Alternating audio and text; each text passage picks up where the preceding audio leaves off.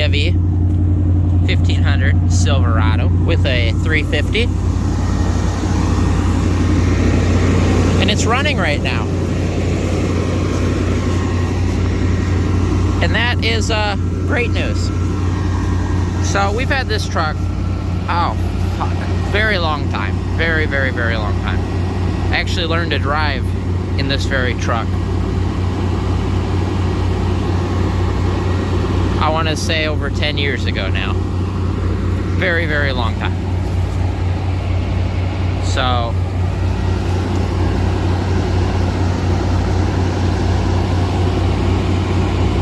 and it would not run. Drove it, parked it, would not fire back up. Turns out the starter was not grounding out, so the solenoid wouldn't click over. Now it's running. Alright, so today we're working on my 90 Chevy 1500. And we've just got to finish up a little bit of work on the front right here. And what we're doing is we are changing out the shocks and the tie rod ends, and then also greasing up all the brake calipers and all that good stuff. But I've already gone through, and we've got new shocks on the rear.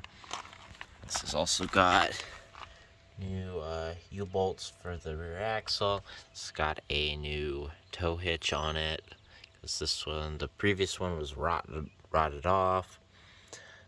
We've got that shocks on the other side as well. And the driver's side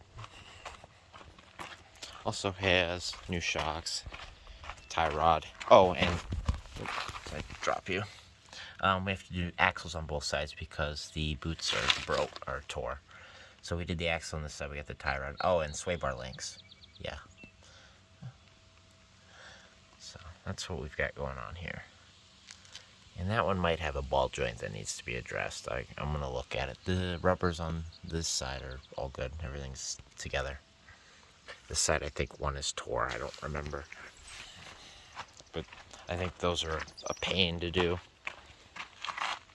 So we're going to take this off. Kind of just a chill project here. So I'll record what I can, but you know, I'm not going for the content here so much as I just want the truck to be functional. To haul home other junk. This is allegedly going to be the tow rig. So that's cool.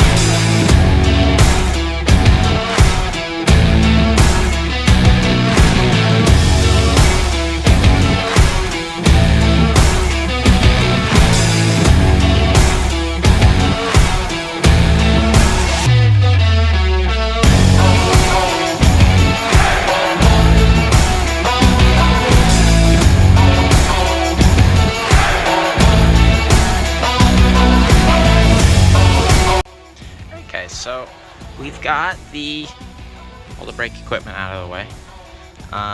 We were able to cut out the remains of our sway bar link. Tie rod end came right out. Got the axle out. Those guys are tighter than I want them to be. I guess the impact got them out, whatever. Impact buzzed this guy right off. So yeah, you can take the axle out without pulling the hub, which is really nice. You just kind of slide it this way. As long as you have your sway bar link out, you can take the axle out without touching your ball joints on your hub. Very nice. And since we're doing the sway bar link anyway, it makes perfect sense. Great time to do it. But in this case, we're doing this lower ball joint here. Now, I'm suspecting that this ball joint has been done once already. One, it is greasable, so that's cool. It's greasable, whatever. But the rubber is shot because it was probably cheap rubber. Now, if you look up here at this OEM guy, he is still good. And so are both the ones on the other side. Now, the other telltale sign that I think that this has been replaced is it's got a bolt and a lock washer and a nut. Now, all the other ones are like these punched in stud rivet things that I believe to replace you have to grind these off, beat them out, and then you could put bolts and nuts. And I think that's the case anyway. I'm pretty sure. I'm not a Chevy person. Also, we are looking at replacing this hose, I think. Yeah, that's cool. Wonder what the other side looked like. I don't remember noticing anything, so the other side might be better than that.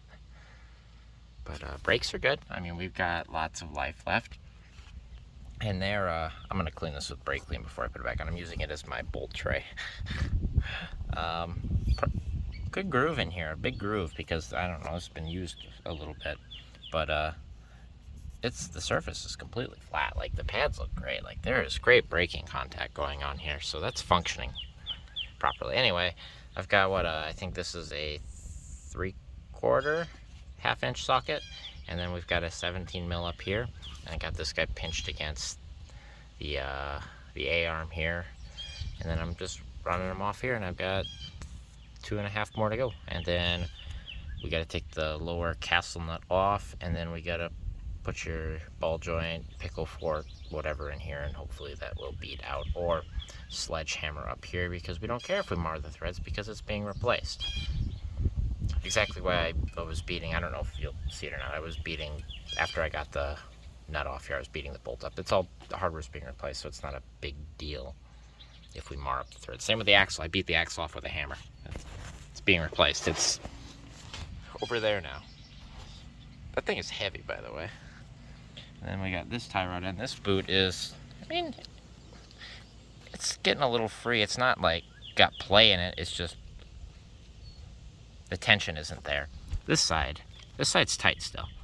And it feels good, but the rubber's all gone. In fact, I think this is aftermarket. I think this is like a Moog bushing or something. That reminds me of Moog. I don't see the lettering though. I don't know.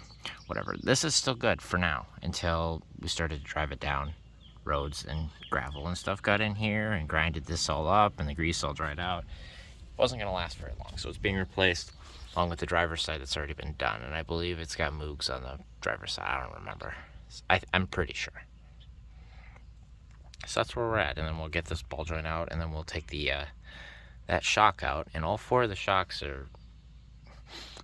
they were all really, really evenly bad, which honestly is probably why it didn't feel so bad when you I mean, you could feel it kind of do this a little bit, but it wasn't like extreme. I've had ones where you'll have one blown shock and the other 3 are good. It's like boing, boing, boing. This one was kind of, you know, it did this a little bit, but it was pretty even. And I think it was pretty even because they were all evenly, completely blown to pieces.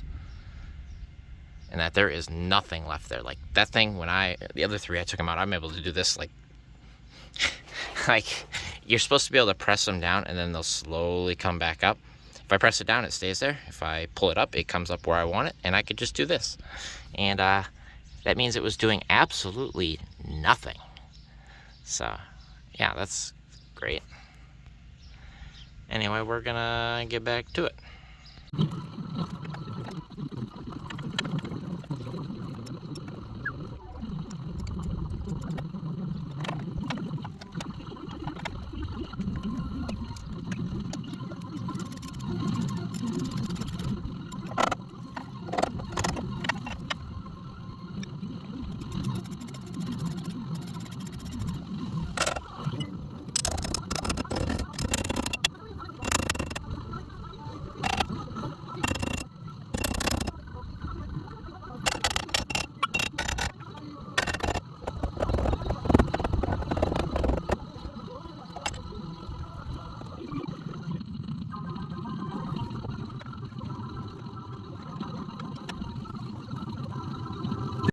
Alright guys, so ball joint's out.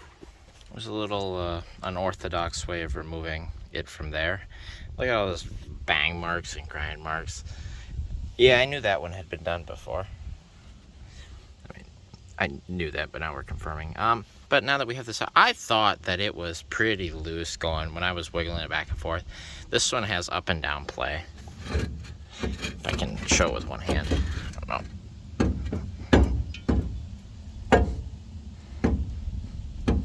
Anyway, trust me, you'll have to trust me. That ball joint's no good either. This makes me kind of worry about the other side.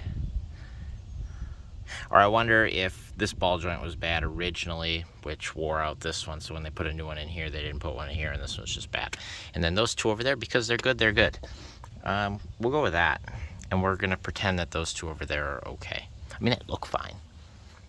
I was a little suspect of this guy anyway. I mean, he's there, but he's kind of eh. Those two over there look fine. So now the question is, how do we get that out? What's the easiest way of doing that? Because we could grind these off and take this castle nut out, which this castle nut does not have a cotter pin in it. I wonder if it did and it rotted away. Anyway, there's no cotter pin in there, so. What if I tighten this up and. Now, because you would see this moving. You would see this, if that was what was loose, you would see it moving here. Anyway, there's no cotter pin in there, so that's cool. Or none that I can see. We could take this out, grind these off, and beat it out, and hopefully it comes. This comes out. Or what I'm low-key thinking is just doing the upper control arm. I don't know. I'm gonna go price a few things, see what the price of this is and the price of this is, because I would think it would be easier just to unbolt this, undo this first, beat this up, and then instead of fucking with this, just do that, because these bushings are junk anyway, so why not replace them if I have the need to. Whereas the other side, it was in one piece. We're just gonna call her good. It's not like this is a beauty rig or anything. I mean, it's there, it's present, but it's not good. Anyway, we just need it to function semi-properly. I'm gonna go price this out. Alright, here's where we're at, guys. It's only $40 more to get the entire assembly. So it's 40 bucks for the ball joint, and then it's 84, I believe, or something like that for the entire assembly. We're gonna take this off, and we're gonna, I think we're gonna get the whole assembly, but we're gonna get it off of here first to see where we're at. I might try to grind these out, or grind one out and just try punch it out and just see how bad it is. Because for 40 bucks, you know, it's 40 bucks, right? But we're gonna take this off, we'll wiggle this around. If this has got any play in it, I'll for sure replace it, but if it doesn't, I'll try grind one out and I'll see how much of a pain it will be to do the rest of them.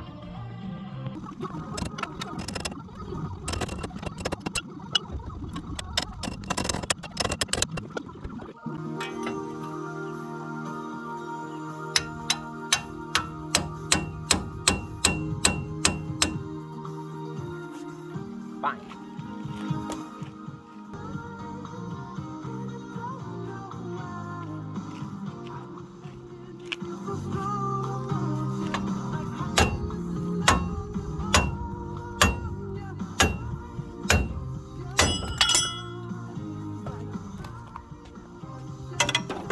hammer, good.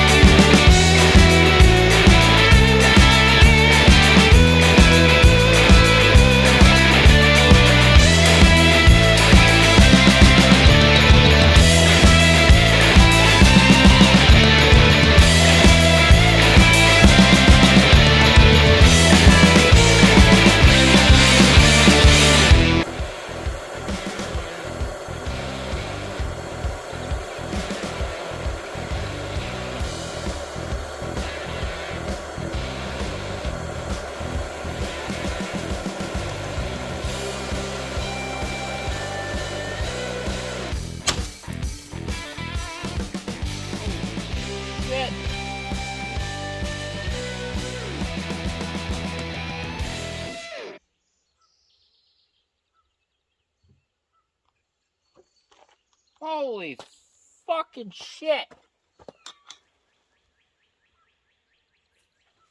Ooh.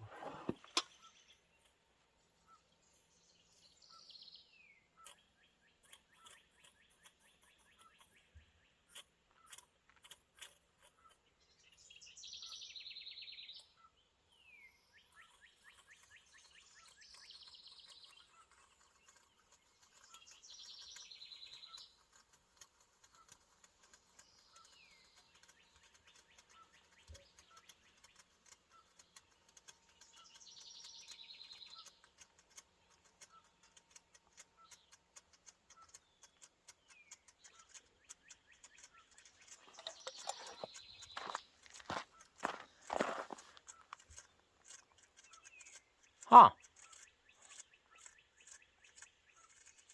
Don't try that at home, kids.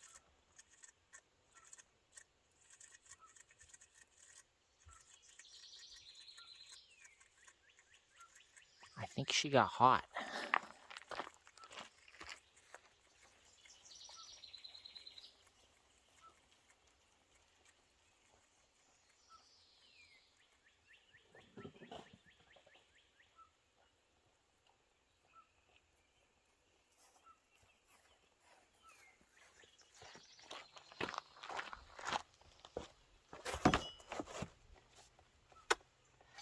Okay.